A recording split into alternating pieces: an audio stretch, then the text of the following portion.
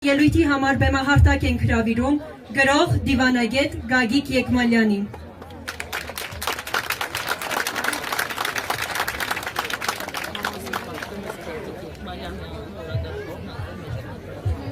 Ողջունում եմ ձեզ, սիրելի ներկաներ, սիրելի հյուրեր,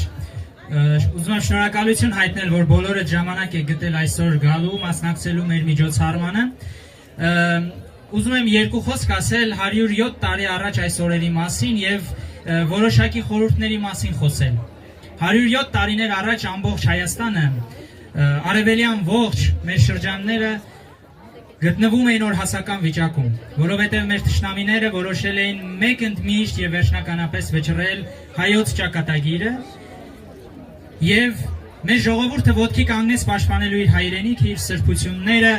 իր արժեքները, իր հավատքը եւ իր մշակույթը։ Եվ ուզում եմ ասել, որ տեղի ունեցան 3 խոշոր ճակատամարտեր՝ Մայիսյան, Հզոր, Սարդարապատը, Բաշապարանը, Ղարաքիլիսան։ Սակայն նրանց կողքին մենք այսօր հիշում ենք եւ նաեւ խնկարկում ենք Սառնախբյուրի հերոսներին։ Ինչու՞։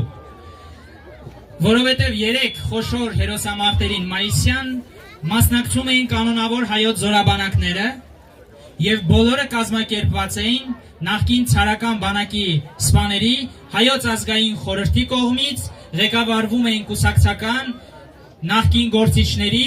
ռազմական եւ զինվորական գործիչների կողմից։ Միայն Սառնախբյուրի հերոսամարտն էր, որ կազմակերպվեց տարերայինորեն, այստեղ կանգնած եւ այստեղ կռված համագյուղացիների շնորհիվ,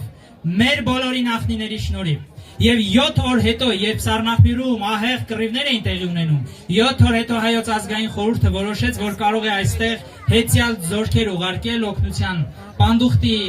Միքայել Սեֆերյանի զորքերը նոր ժամանեցին եւ օգնեցին սառնախբյուրցիներին։ Բայց ինչու տեղի ունեցավ Սարդարապատը եւ Մայիսյան հերոսամարտերը։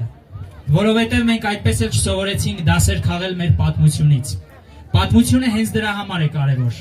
որովհետեւ 1918 թվականի փետրվարին մենք հանձնեցինք Էրզրումը։ 1918 թվականի նույն ապրիլին, 107 տարի առաջ այս օրերին հանձնեցինք Կարսը, մեր անառիկ բերդաքաղաքները, եւ դրան հաջորդեց Սարդարապատը։ Եթե պահելու լինեինք Սարդարապատը, Կարսը, Էրզրումը, Սարդարապատը չէր լինելու։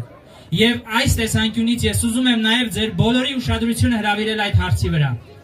Մեր պատմության մեջ վստահաբար կան մեծ սխալներ։ Ինչու են դրանք տեղի ունենում, որովհետև մենք դասեր չենք քաղում մեր պատմությունից։ Եվ մեր միայնակները, մեր վճռական մենակները իրենց կռիվը տանում են իրենց ուսերի վրա մինչև վերջ, մինչդեռ մենք նախընտրում ենք նրանց հովանոցի տակ ապրել, օգտվել նրանց հաղթանակներից եւ արդյունքներից։ Սարդարապատում կռվում էր ընդամենը 3000 հայություն, մինչդեռ դրանից մի քանի ամիս առաջ ցարական Ռուսաստանի կազմում 100,000-ից ավելի զինված հայեր պաշտպանում էին Կովկասյան ռազմաճակատը։ Երբ ռազմաճակատը ցրվեց, 3000 հայ մնաց։ Համահայկական էր արդյոք Սարդարապատը։ Համահայկական էին արդյոք մեր մնացյալ հերոսամարտերը։ Պետք է սովորենք մեր պատմությունից։ Եվ ուզում եմ նաև մեկ բան ասել, որ այս ամեն ինչը տեղի ունենում մշակույթի համար, ժառանգության համար, հիշողության համար։ Ինչ են ժառանգել մեզ մեր նախնիները եւ մեր հայրերը։ Ահա այս հպարտությունը, այս հերոսամարտը, այս հիշողությունը եւ ինչ ենք մենք ժառանգելու մեր նախնիներին, մեր սերունդներին։ Պետք է մտածենք այդ մասին։ Պետք է մեզնից յուրաքանչյուրը վճռի իր լուման ունենալ իր հայրենիքի պաշտպանության եւ պետականության կայացման գործում։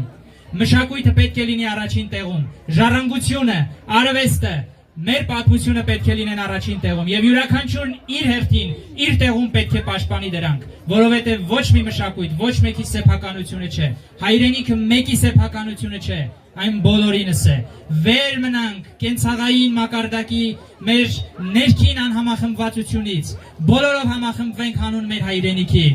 Փառք Հայաստանի հիմնադիր հայրերին, փառք Սառնախբյուրի հերոսամարտի